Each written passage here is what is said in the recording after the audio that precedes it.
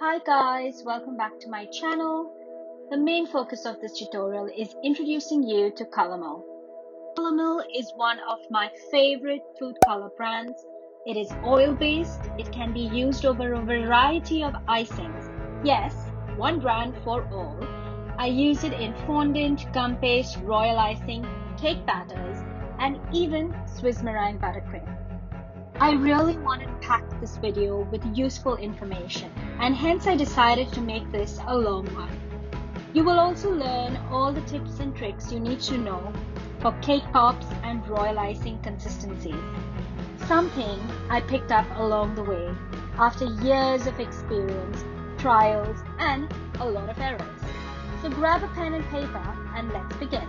It is quite overwhelming to find the right brand that works well with everything, especially if you are a home baker and do not want to spend money on 5 different brands just because someone said it works.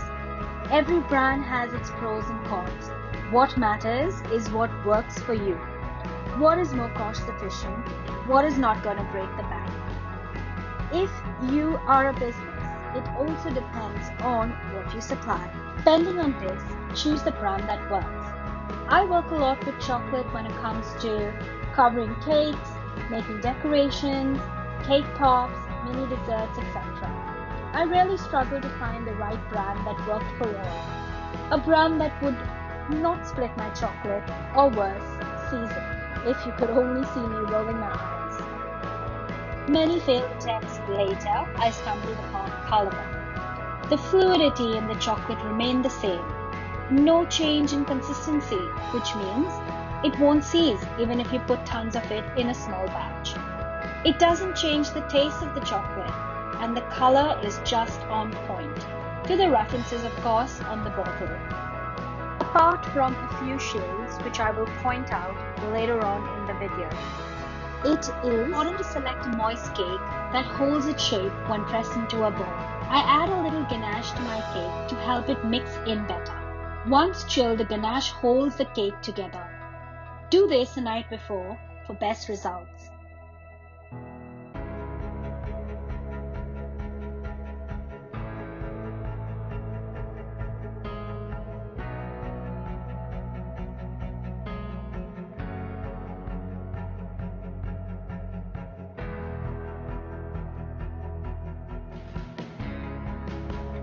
Melt some chocolate in a tall glass with enough dipping room, as this will be essential later on. I use Nestle's white chocolate melt here in Australia, but use a brand that you like. I prefer this to candy melts as it is more fluid, it does not seize when heated, and most importantly, it works well with food color. I use compound chocolate to curvature to avoid the tempering process.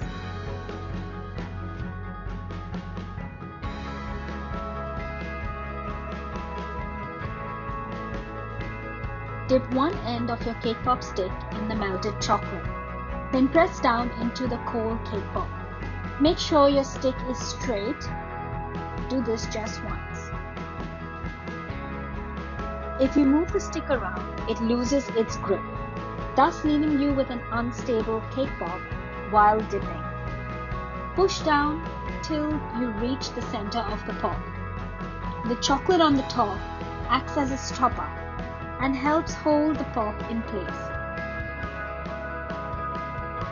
Now let this set completely at room temperature before you start to dip. This is important, guys. If the step is not done correctly, I guarantee it's going to be a messy and painful experience.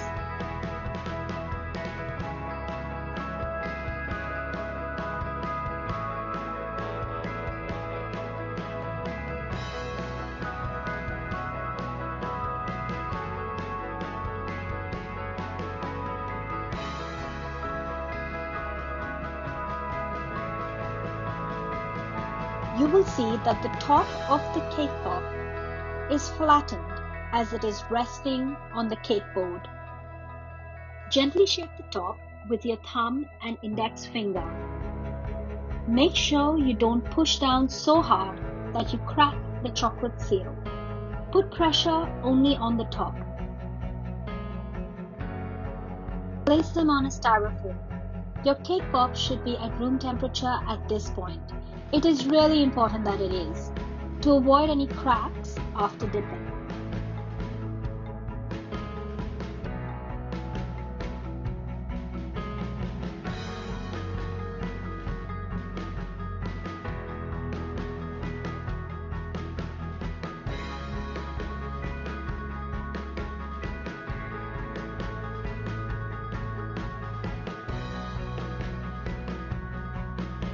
Shake your bottle well so that the color is well mixed.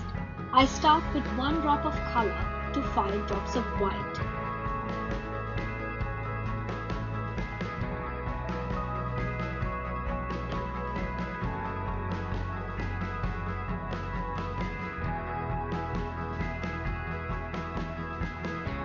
The white brightens up the dullness of the chocolate, thus leaving you with the best pastel shades.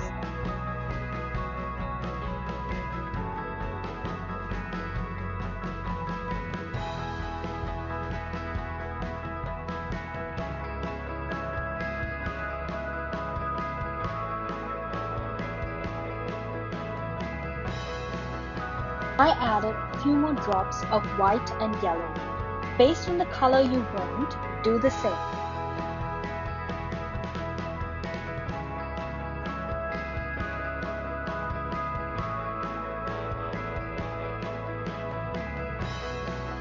Make sure there is enough of chocolate in the glass. The cake pop should not touch the bottom of the glass for a smooth finish.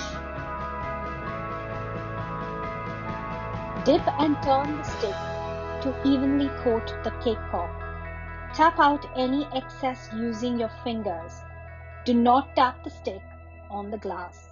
You do not want to dirty the stick.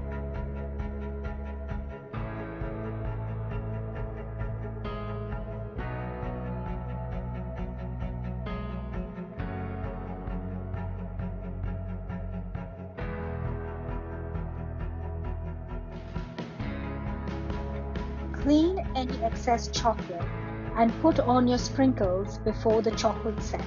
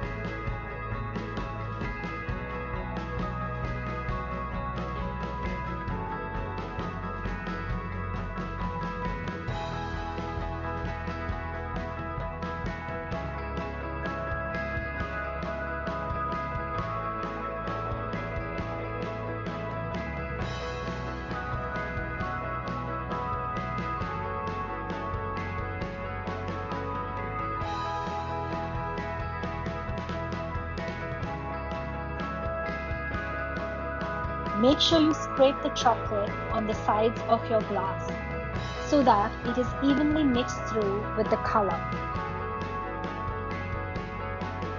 Look at how fluid it is!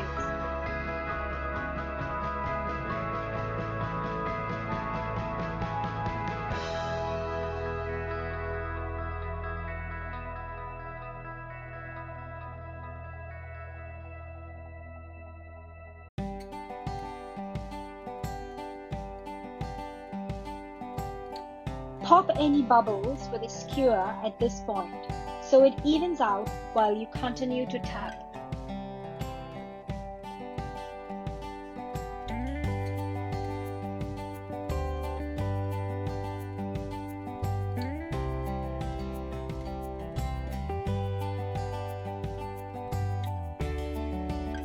Yes, I select the colors I want to add more of based on the base color of the cake pop. Painful, isn't it?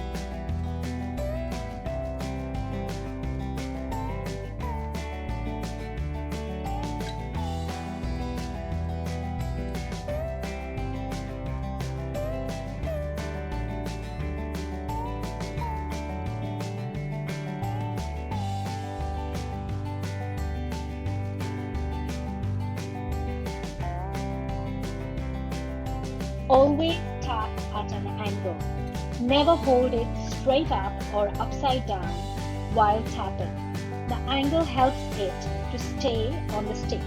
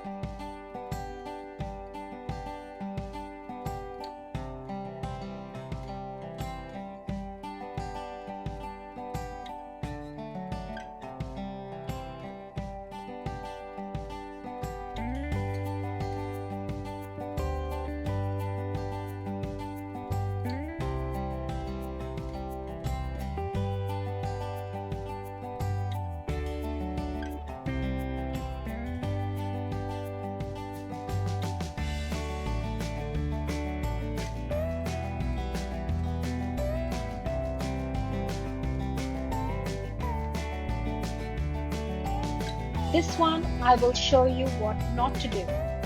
I noticed that one of the cake pops were a bit loose. The chocolate stopper was slightly detached from the base. I decided to still go on with it.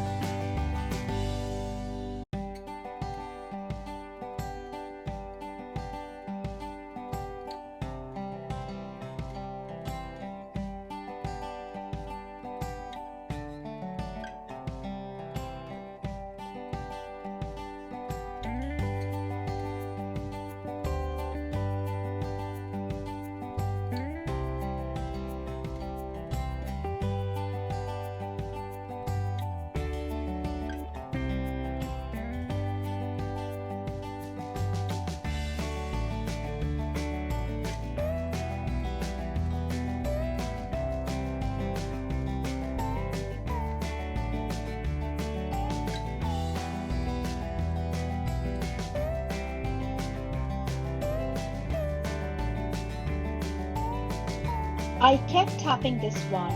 I even turned it around and dipped it a couple of times.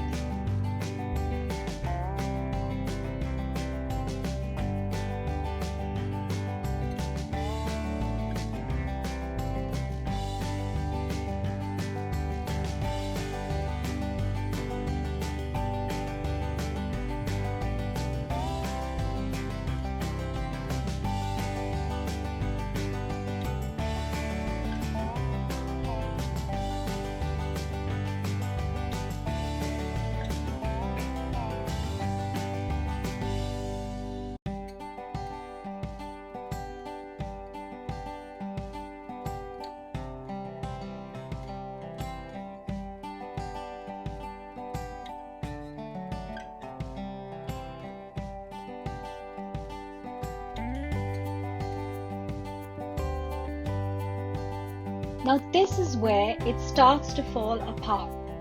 You can see the stick at the top. Here is when you gotta start over.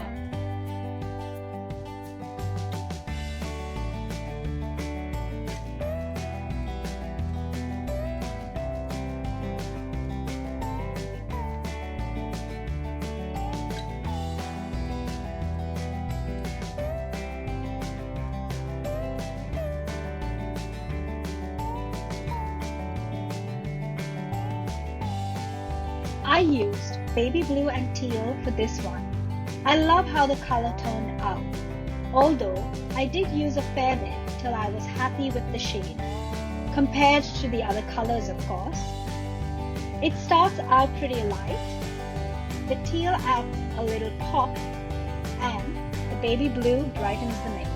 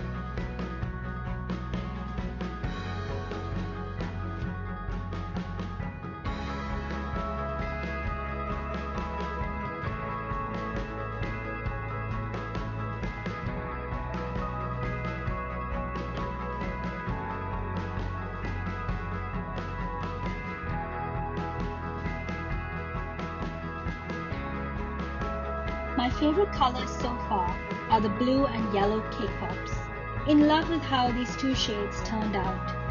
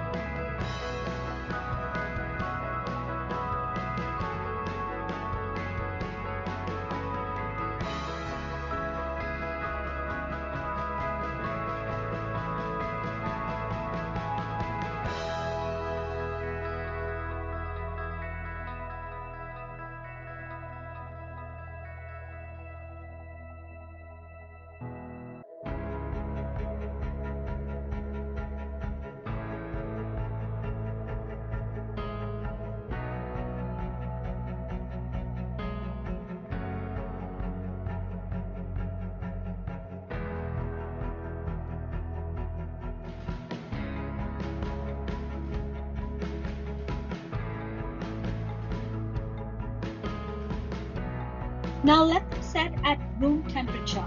If you want them to set faster, you could pop them into the fridge, but only for 30 seconds to a minute tops. Do not forget them in there. You will have cracked cake pops. Another reason for cracked cake pops is when you dip frozen or cold cake pops in chocolate. Because of the difference in temperature, the chocolate cracks.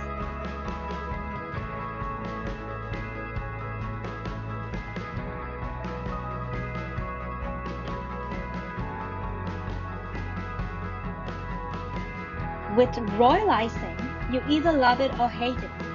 That fine balance between the consistency of flooding and piping is always a tricky one. Well, until I tried it out this way. The trick is to whip your icing.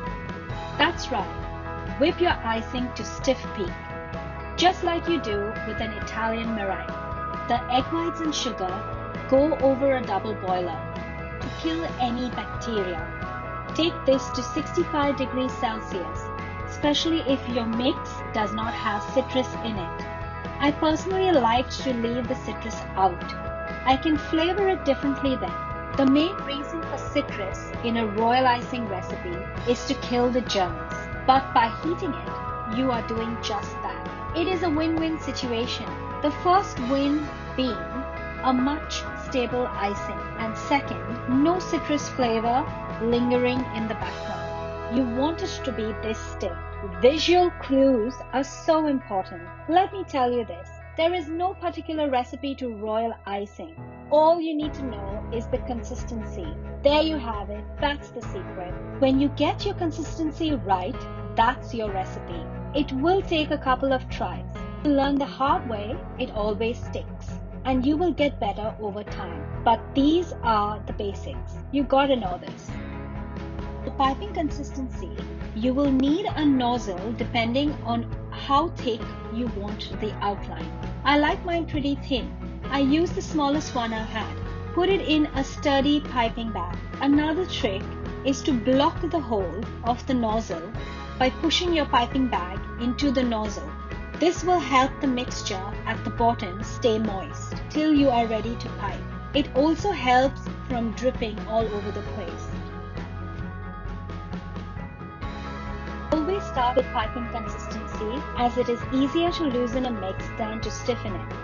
You will also need a spray bottle with water in it. This is going to help you control the amount of water you add to the mixture.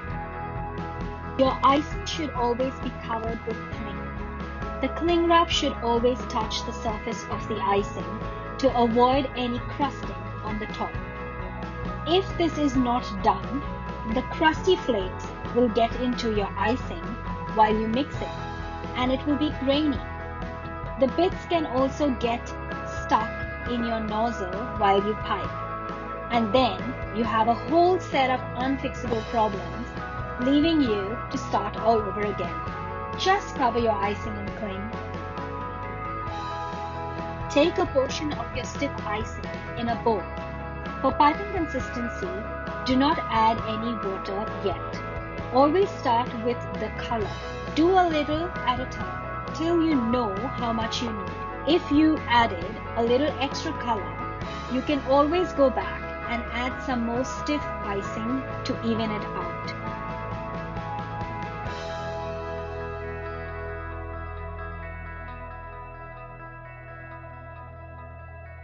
One drop was actually enough to get the shade I was after. If you are unsure of the shade you want, or you are unsure that the colors you choose will give you the correct shade, try it out on a small batch first. Do not put this into your main bowl unless you are sure, because this is risking the consistency of your mixture. You can see that in royal icing, one drop goes a long way. The color blends well, there is no spotting, and you are left with a bright finish.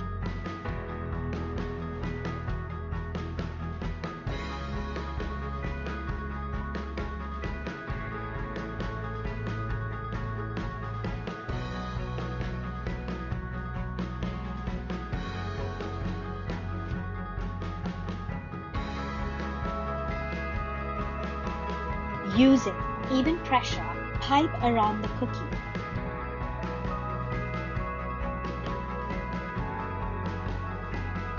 If at all you go out of the line, you can always fix it.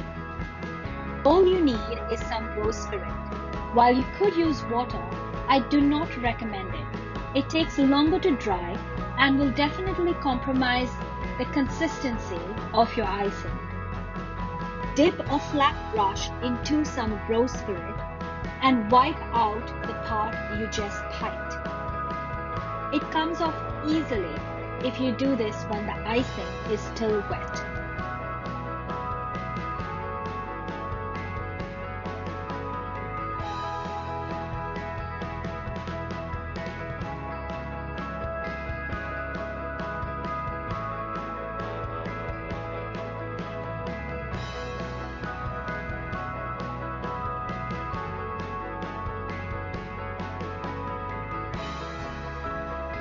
You can also push any piped icing back in place with your damp brush. Tap down any connecting ends so that it looks seamless.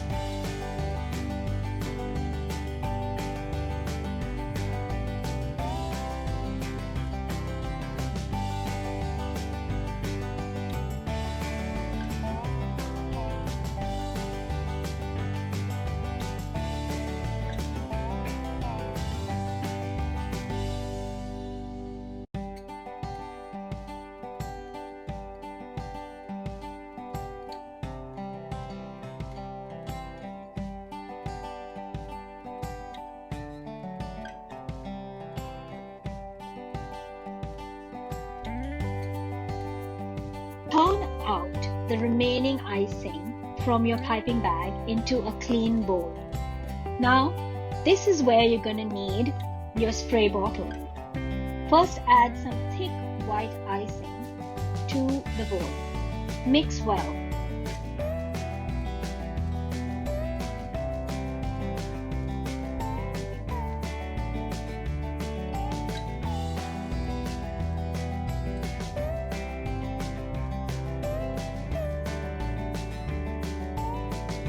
Color it to match the pink of the first one. It should be soft pink at this stage.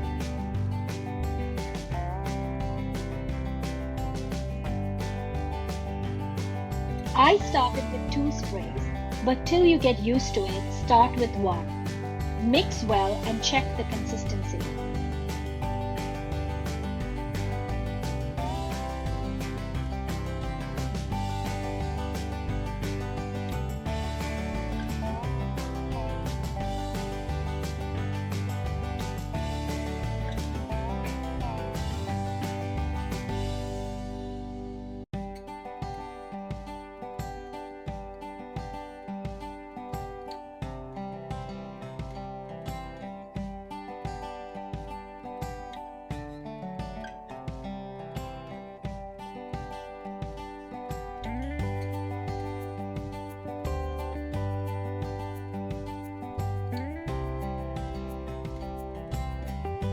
I check by drawing a line in the icing with the back of my spoon.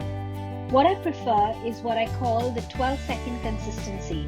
Count 12 seconds till the mix comes together.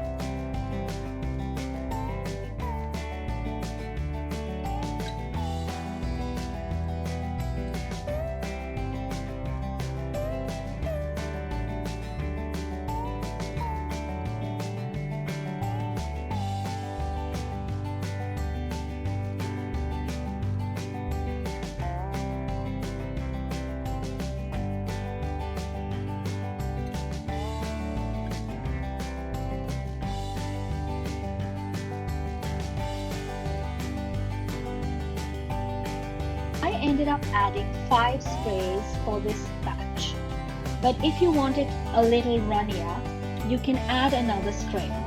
I wanted a little more control over my icing, so I stopped where I did.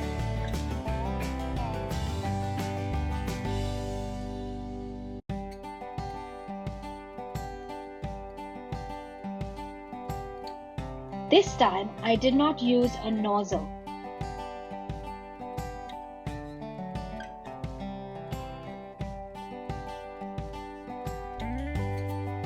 I tied a knot at the end of the bag. It is easier to hold and it makes it less messy. Keep a toothpick or a skewer close by and some rose spirit in a glass. You will need it.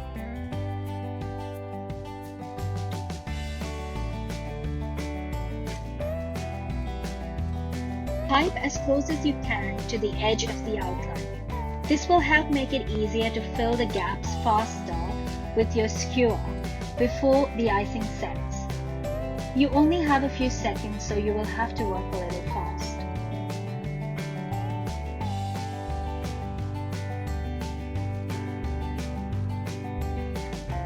I also tap the cookie down for faster spreading and to remove any air bubbles.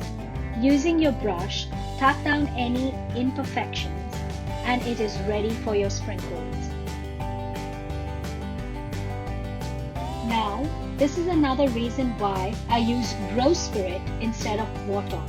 It dries faster and is less likely to make the color of the sprinkles bleed onto the icing. Push the sprinkles down gently with your brush.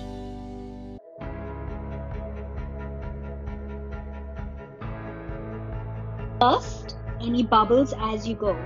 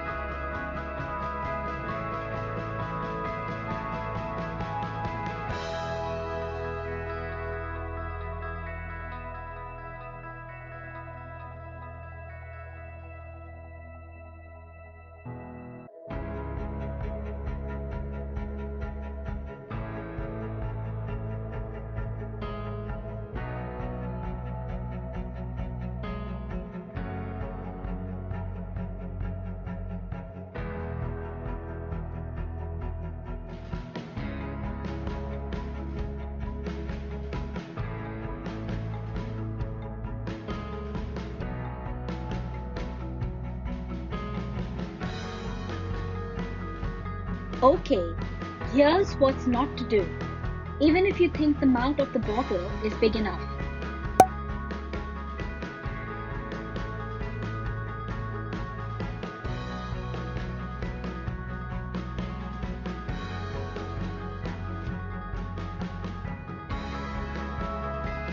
Use a funnel if you have one, or you can even make a piping cone and cut the end off, helping you to do the same.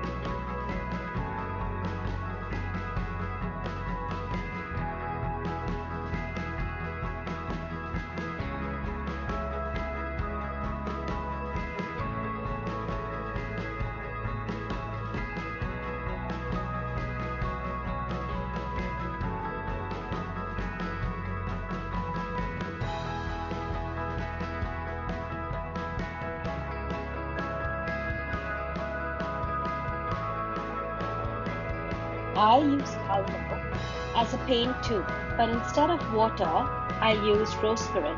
Again, can't stress enough how important this product is.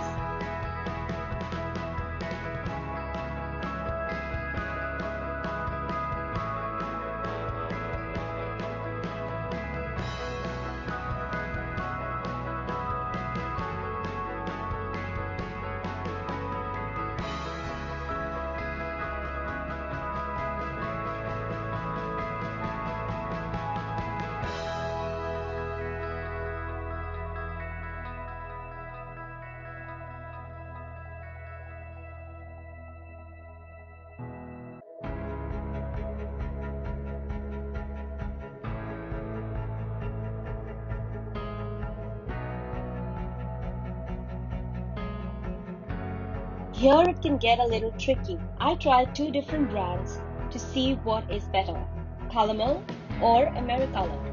I started off with Colourmill for all, and I added a little white as well. The white brightens up the mix, making the colors pop.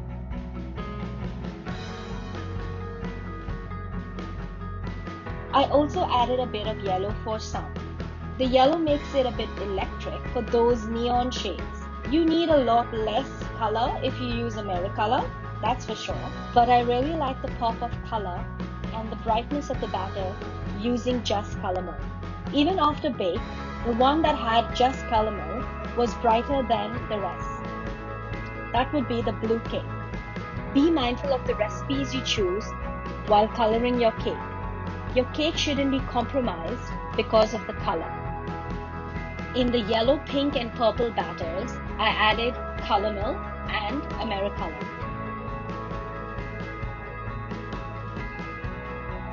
I would use this only if I wanted to make specific shades that I cannot achieve by mixing whole colors.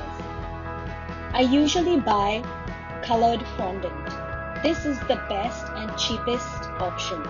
If you require a dark shade for your cake, you would buy colored fondant. You don't want to be mixing a whole bottle of Colourmill into a batch of fondant. It's definitely going to compromise your fondant. It will make it sticky and softer. It will be harder to mix in all that color, and it will also take some time to bring the fondant back to the right consistency that is required to cover a cake.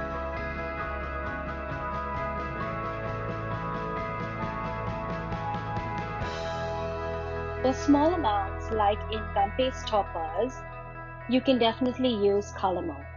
Or even if you need to achieve light colors or pastel colors for a cake, like this one, you can use your food coloring. Anything else, I would recommend buying the color fondant you require. I hope this information is useful to you. Share it with those you think needs to hear it. Like and subscribe to my channel. Click on that bell icon to be notified for the next video. That's important. Also follow me on Instagram if you'd like to see more of my work. If you are in Australia and would like to place an order, check out my contact information in my bio. I go by Alicia_D'Souza and my business name is Creme de la Creme.